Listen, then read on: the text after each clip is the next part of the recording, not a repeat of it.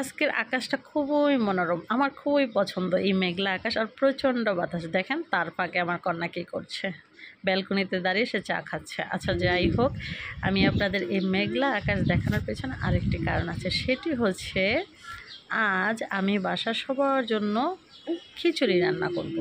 কিন্তু দুঃখের বিষয়, খিচুড়ি খাওয়ার পর বৃষ্টি আসছে। হায় রে দুঃখ, এত মেঘলা আকাশ, কি সুন্দর দেখুন তো, কত বাতাস। এটা কোনো দরকার ছিল? হ্যাঁ, সকালে এত সুন্দর আকাশ দেখে আমি তাড়াতাড়ি দৌড়ে গেছি খিচুড়ি রান্না করতে। সেটা দুপুরেও আসলো না, আসলো যে বিকেলে।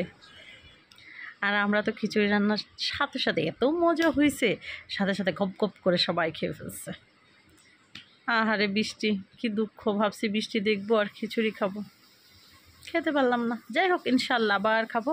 আর আপনারা কিন্তু খেতে ভুলবেন না, আপনারা অবশ্যই বৃষ্টি আসলে এমন মজাদার খিচুড়ি রান্না করে খেয়ে ফেলবেন।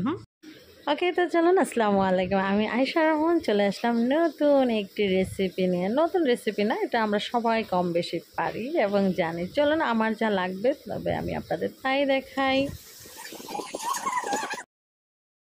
প্রথমে আমি এখানে নিয়ে নিয়েছি বাসমতি চাল, খুব ভালো করে ধুয়ে নেব। ধুয়ে নেওয়ার পরে এটা আমি 10 মিনিটের জন্য ভিজিয়ে রাখবো।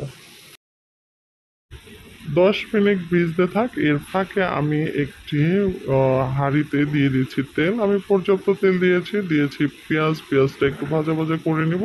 তারপর দিয়ে দেবো তেজপাতা দিয়ে আর একটু ভেজে নেব।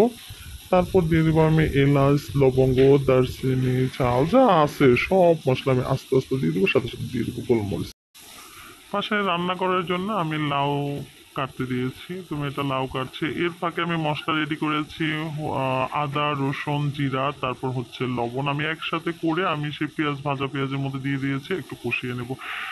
তারপর আমি ধনিয়ার গুঁড়া, মরিচ, হলুদ, কাঁচামরিচ, শুকনো মরিচ সব একসাথে করে রেখে আমি সেগুলো দিয়ে দিচ্ছি।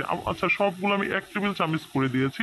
ঝাল আপনারা আপনাদের পছন্দ মতো দিবেন। আমি কাঁচামরিচ, শুকনো মরিচ দিয়েছি, জন্য ঝালটা একটু কমিয়ে দিয়েছি। এর ফাঁকে আমি দিয়ে দিয়েছি দেখুন মুরগিগুলো। আর এখানে মুরগি আমি মাংসওয়ালা মুরগি একটু কমিয়ে নিয়েছি। এখানে আমি কিছু আছে যেগুলো আমি মাংস আগেই ছাড়িয়ে নিয়েছিলাম, সেই হাড়গুলো রেখে দিয়েছিলাম, সেগুলো দিয়ে দিয়েছি। তারপর কিছুক্ষণ ঢেকে রেখে আমি অলরেডি কষিয়ে নিয়েছি। দেখুন অলরেডি কিন্তু সেদ্ধ হয়ে গেছে। তো এর ফাঁকে দিয়ে দিচ্ছে সেই বাসমতি চালটা, যেটা আমি 10 মিনিটের জন্য ভিজিয়ে রেখেছিলাম, সেটা দিয়ে দিয়েছি। দিয়ে আমি এটা একটু সময় নিয়ে কষিয়ে নেব, যতক্ষণ পর্যন্ত যে চাল মাংস থেকে তেল ছেড়ে না দিবে ততক্ষণ পর্যন্ত আমি কষাতে থাকবো। এই পানিটা যাতে একদম শুকিয়ে তেলটা ছেড়ে দেয়। এর মধ্যে দিয়ে দিব আবার সামান্য পরিমাণ চিনি। চিনিটা দিলে একটু টেস্ট বাড়ে, তাই সামান্য চিনি দিয়ে দিচ্ছি। দেখুন অলরেডি কিন্তু তেল ছেড়ে দিয়েছে। তো এবার আমি দুধ একটু গুলিয়ে রেখেছিলাম, আমি পানি দিব। আমি আমার পরিমাণ মতো পানি দিব, যতটুকু চাল সেই পরিমাণ পানি দিয়েছি আমি। তো পানিটার পরিবর্তে আমি দুধ দিয়েছি লিকুইডে, তো আপনারা চাইলে পানিও দিতে পারেন। দুধটা দিলে টেস্টটা বাড়ে, তাই আমি দুধটা দিয়েছি। দেখুন অলরেডি কিন্তু আমার খিচুড়িটা ডান। আমি এতে দিয়ে দিব সামান্য পরিমাণ ঘি আর হচ্ছে লেবুর রস। আর আপনারা চাইলে এখানে লেবুর খোসাটাও দিতে পারেন ফ্লেভারের জন্য। আমি আমার বাচ্চাদের খাওয়ানোর জন্য এখানে একটু লেবুর রস দিয়ে দিয়েছি। তো এবার আমি ঢেকে দিব।